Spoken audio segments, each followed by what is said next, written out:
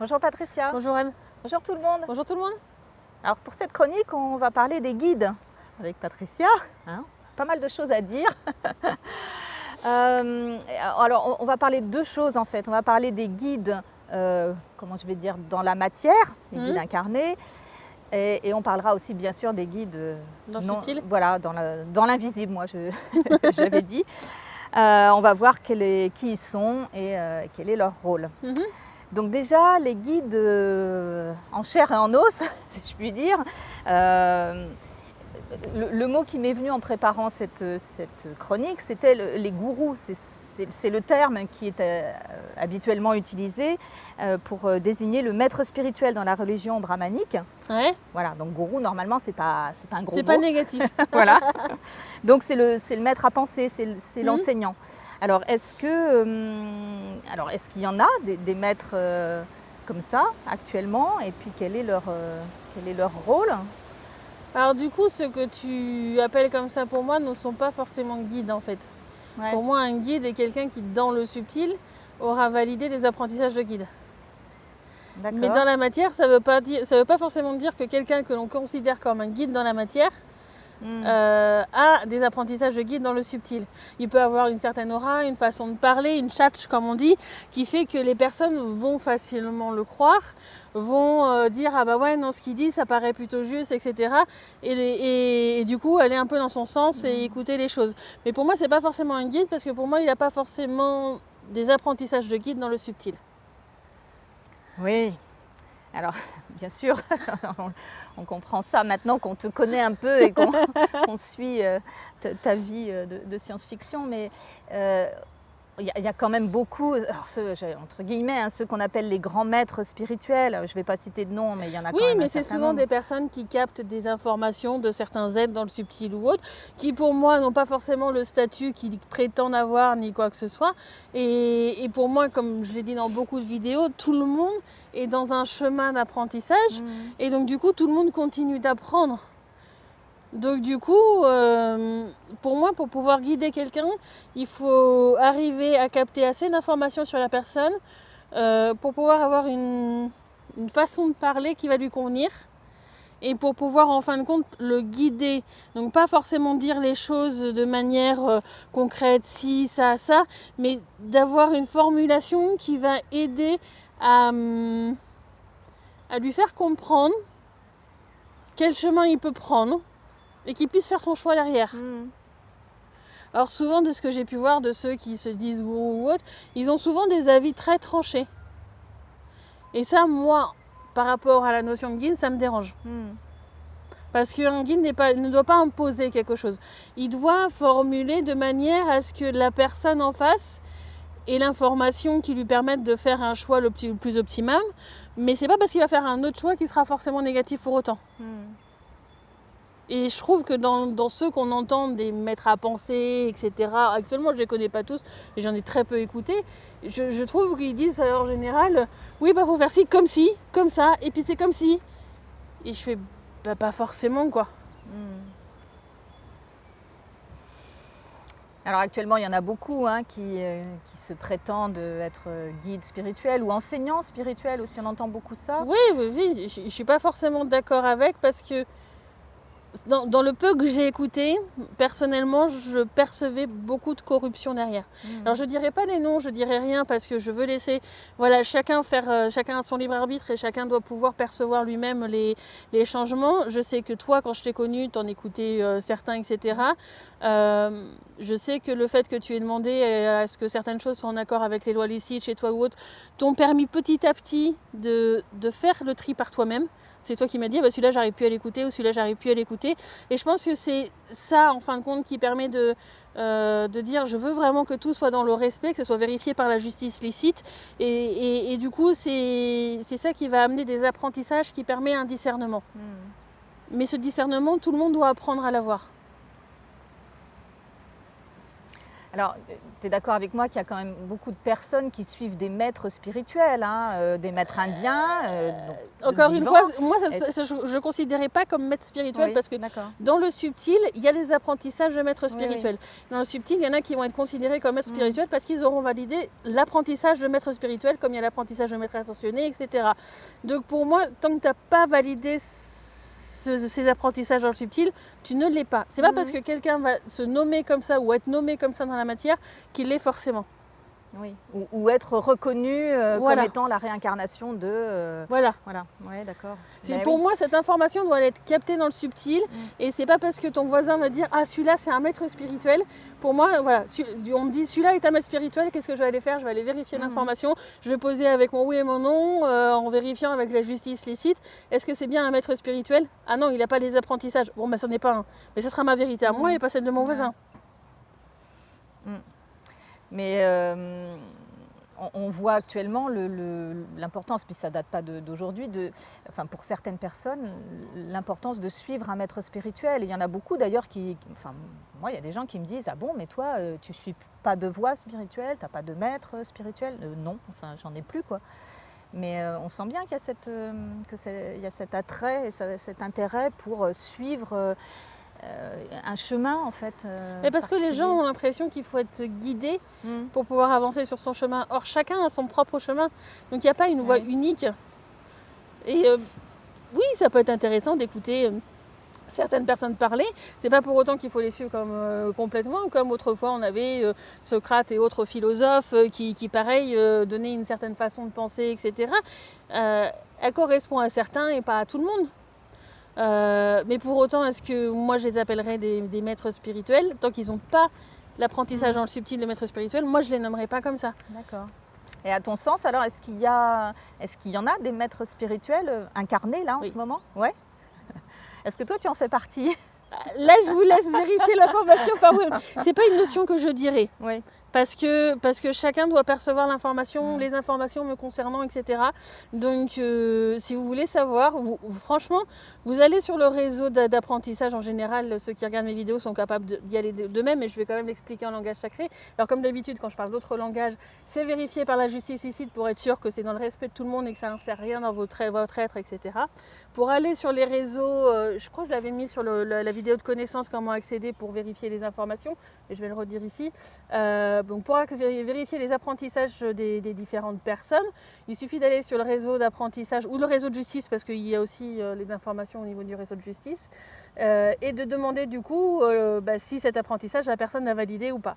Anakamana anakataita karapa, anakalataita namanakala anakapa ototoko pakala nakalata anaka ototoko paka anakaiko, akalapatai nakanamana hinahaho, oshakalahatai karapa ototoko pakalataitaho, takaho. Voilà, donc là, ça permet à votre être, vos parties d'être, d'aller à votre demande vérifier l'information de est-ce que l'apprentissage donc de maître spirituel, de maître ascensionné, de guide, de tout ça, est-ce qu'ils ont cet apprentissage? Alors faites-les un par un si vous faites votre oui et votre non, parce que forcément, après ça va faire un peu confusion. Mais voilà, tout le monde peut aller vérifier les apprentissages que j'ai et vous aurez les informations adéquates pour vous en fonction de ce que vous êtes capable aussi d'entendre.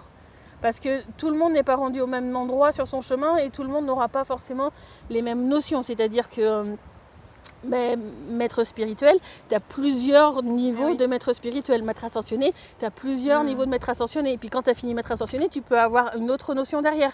Et tout ça, en fonction de là où tu en es, tu seras dans la capacité ou non de l'entendre. Et c'est aussi ça d'aller chercher les informations dans le subtil, c'est qu'on va te donner une information que tu es capable d'entendre. Très bien. Bon, eh bien, on va aller regarder où tu en es toi, mais c'est vrai, bon, je t'ai posé cette question-là parce que c'est vrai que ce qu'on fait à travers ces vidéos, ça peut être perçu comme des enseignements, quelque part. C'est un petit peu... l'idée, c'est de diffuser Après, je sais que moi, j'ai des apprentissages de guide, je peux le dire, voilà. Les apprentissages de maître, je ne dirais pas ce que j'ai ou ce que j'ai pas. Enfin, voilà, je préfère les gens... Voilà. Des apprentissages de gestion énergétique, j'ai. De soins énergétiques, j'ai. De chamanisme, j'ai. De guide, j'ai. Après... par exemple, par rapport au guide, certes, les vidéos peuvent aider, etc., à guider les gens. Comment expliquer ça? Mais en même temps, c'est pas parce que je dis quelque chose en vidéo qu'il faut pas aller vérifier l'information. Et pour moi, tu me connais là-dessus, c'est vraiment quelque chose que je trouve extrêmement important. Quelle que soit l'information ou la personne qui vous le dit, allez vérifier si c'est juste pour vous dans le subtil, vérifier si c'est si c'est adéquat pour vous, etc. Faire des vidéos comme ça reste du grand public. C'est extrêmement difficile d'avoir une parole juste pour tous ceux qui vont regarder la vidéo. Et même si je sais que j'ai des apprentissages justement pour la communication par rapport à ça, des apprentissages qui sont en cours, des apprentissages de justesse, etc. Le public est tellement vaste derrière, parce que c'est même pas forcément au moment où ça sort la vidéo, mais ça peut être 10 ans plus tard, que il faut toujours vérifier l'information, parce qu'avoir une parole, surtout quand il y a des milliers de personnes qui risquent de regarder, et c'est compliqué d'avoir quelque chose qui est vraiment juste pour tout le monde. Donc, et même quand on est en face à face avec quelqu'un, vérifier l'information, c'est pas parce que la personne est convaincue de ce qu'il dit que c'est juste pour soi. Ok. Mais c'est plus une question de guide par rapport du coup à ça que maître spirituel, les vidéos. Oui, d'accord. Okay. Donner une information. Très bien. Bon, donc là on a vu un petit peu rapidement la partie guide incarné, je ne sais pas comment le dire, enfin en tout cas dans la matière. Dans la matière. Alors maintenant on va voir dans la deuxième partie, et là j'ai peut-être encore plus de questions. Ce qu'il en est des guides dits de l'invisible ou les guides non incarnés. Alors on nous dit qu'on aurait une équipe de lumière, une équipe céleste qui serait là pour nous accompagner. On les appelle les guides de lumière souvent. Ouais, j'aime pas ce terme, mais oui. Ouais. Alors, donc, comment on peut... Qui ils sont? Est-ce qu'ils existent? Alors, comme je l'ai dit, en fin de compte, un guide, c'est quelqu'un qui a validé des apprentissages de guide. Donc, ça peut très bien être quelqu'un qui est incarné dans la matière, que quelqu'un qui est, je ne sais pas, vénusien, ou qui est dans une autre galaxie, Andromède, ou je ne sais quoi. Il n'y a pas de notion. Tout le monde peut faire ses apprentissages de guide, donc tout le monde peut être guide. Ah ouais, d'accord. Donc à partir de là, moi je fais pas tellement la distinction entre dans la matière et dans le subtil. D'accord. Ouais. Comme je l'ai dit, pour moi en tous les cas, vérifier l'information, j'ai des apprentissages de guide, donc je peux être guide de d'autres personnes dans la matière. Mais comme je suis guide pour d'autres personnes dans le subtil. Ben oui. D'ailleurs, j'ai plus de personnes que je suis dans le subtil que dans la matière. Donc voilà. Et un guide ne va pas connaître tout sur tout. On a en général une équipe de guides. Alors moi, je ne dis pas de lumière, parce que cette notion est quelque chose qui pour moi est beaucoup trop flou. Je préfère dire, voilà, un guide, c'est un guide. Il n'y a pas besoin de mettre un mot derrière ou autre. Pour moi, voilà, c'est juste un guide. Éventuellement, dites un guide licite, parce que c'est vrai qu'il y a quelques années de ça, il y avait beaucoup de guides qui n'étaient pas forcément dans le respect des choses et qui étaient dans des réseaux un peu parallèles. C'est un peu le tri qui s'est fait ces dernières années qui amène des changements actuels. Et donc, du coup, il y a beaucoup d'êtres dans le subtil que j'ai connus qui avaient des guides, mais qui, en fin de compte, les manipulaient et donnaient des informations pour manipuler les gens. Donc, comme la justice licite, on peut demander un guide licite pour être sûr qu'il soit dans le respect. D'accord. Mais toi, tu n'utilises pas les mots guide spirituel? Non. Ça ne te parle pas, ça? Après, tu as des guides qui vont être spécialisés dans la spiritualité, mais c'est pas pour autant... En fait, tu vas avoir des guides par rapport à la spécialité. Ouais. Tu as des guides par rapport à ta vie dans la matière, comme tu peux dire, tiens, je vais ici, il faudrait que je trouve une place de parking, vous pouvez m'aider si vous voulez en trouver une. Mais c'est vrai, ça marche en plus. Des guides qui vont être là par rapport à votre activité professionnelle. En général, quand vous êtes vraiment sur votre voie, par rapport au domaine de l'activité professionnelle, il y a en général un guide. Si en parallèle, vous apprenez un petit peu l'énergétique, vous allez avoir un guide par rapport à l'énergétique. En fait, le nombre de guides que l'on a n'est pas fixe. Et en fonction des apprentissages qui sont en cours, ils vont être amenés à changer. Chacun a ses spécificités. Donc on ne peut pas dire, tiens, j'ai ce guide-là, je vais tout lui demander. Il n'a pas forcément les informations pour tout. Donc il vaut mieux dire, mes guides, est-ce que vous pouvez me donner l'information par rapport à ça? Est-ce que vous pouvez m'aider par rapport à ça? Et après, par rapport à ça, ce sera le bon guide dans le lot des guides actuels qui va vous aider. De la même façon, peut-être que par rapport à un domaine particulier, un guide va changer à un moment donné parce que vous aurez tellement avancé qu'il faudra un autre guide. Parce qu'il n'aura peut-être plus exactement la même spécificité dans le domaine en question pour vous aider à continuer à évoluer. Donc du coup, c'est très mouvant, les guides. Il ne faut pas se fixer sur ah tiens, j'ai un guide, il s'appelle comment, tac, et puis je vais tout le temps l'appeler, etc. Non, restez sur une notion générale de mes guides. D'accord. Mais alors, on reviendra sur cette notion de guide spécialisé, mais déjà, comment ils nous sont attribués en fait? Comment, En fait, tu as tout un système dans le subtil, comme par rapport au réseau de justice, etc. Tu as des réseaux, c'est plus dans les réseaux d'enseignement en fait, où il va y avoir toute une liste de guides. Et selon les apprentissages que tu fais, il y a des guides, du coup, des listes de guides. Et il y a des guides qui sont associés, du coup, en fonction des apprentissages que l'on fait. Un peu comme à l'école où tu as le prof de maths, le prof de sciences, le prof d'art plastique.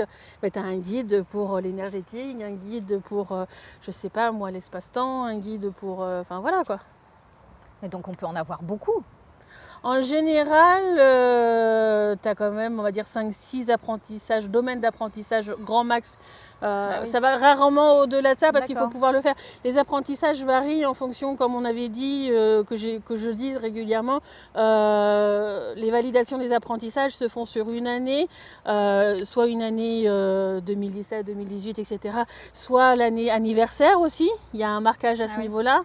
Et il y a un marquage aussi au niveau des solstices et des équinoxes. Donc du coup, tous les 3 mois, grosso modo, on fait des validations d'apprentissage vraiment marqués, etc., qui peuvent amener des changements de guide, comme une évolution de son être, etc. Donc du coup, il y a quand même un turnover qui peut arriver assez régulièrement. Et si peu qu'un guide, parce qu'un guide, il a aussi son propre chemin d'apprentissage. Peut-être qu'à un moment donné, il aura assez évolué dans les apprentissages de guide et qu'il va être amené à apprendre d'autres domaines. Donc peut-être qu'à un moment donné, quelqu'un qui était un guide ne sera plus guide. Ah oui, ok, d'accord. Donc il sera remplacé par quelqu'un d'autre. Ouais. Mais alors, comment ils viennent à nous? Est-ce que nous, on peut faire la demande d'avoir un guide dans tel domaine ou... C'est vraiment lié aux apprentissages, c'est pas nous qui demandons. D'accord, c'est pas nous qui demandons. Enfin, si tu peux demander à avoir des apprentissages sur tel domaine ou autre, mais le problème de ça pour moi, c'est que tu peux détourner ton chemin de vie en faisant ça. Ah. Parce que les apprentissages qui te sont donnés sont quand même en général liés, certes, à tes besoins, mais aussi là où tu en es sur ton chemin. Qu'est-ce que sont tes apprentissages en cours, etc. Pendant très longtemps, je n'avais aucune idée de toutes ces notions-là et j'avançais juste avec l'intuition et puis voilà, tu vois. Je ne savais pas quels étaient les guides ni quoi que ce soit et je m'en fichais et je pense que c'est un peu ça. Il faut pas se préoccuper trop de ça. Par contre, vérifier toujours de la même manière l'information qu'un guide peut donner. Oui, alors ça, on va revenir là-dessus. L'interview étant très longue, nous avons décidé de séparer cette vidéo en 3 parties. Nous vous disons donc à très bientôt pour la deuxième partie. Au revoir.